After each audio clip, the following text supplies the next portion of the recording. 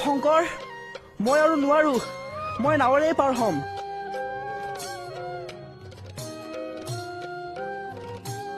নীতি সদাচাৰ নাই ধৰ্ম কৰ্ম একোকে নাজানো তই শান্তি হবলৈ আহিছ ৰাধিকা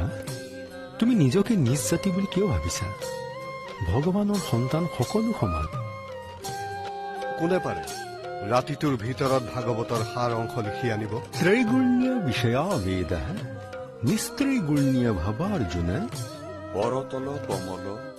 কমল দল নয়ন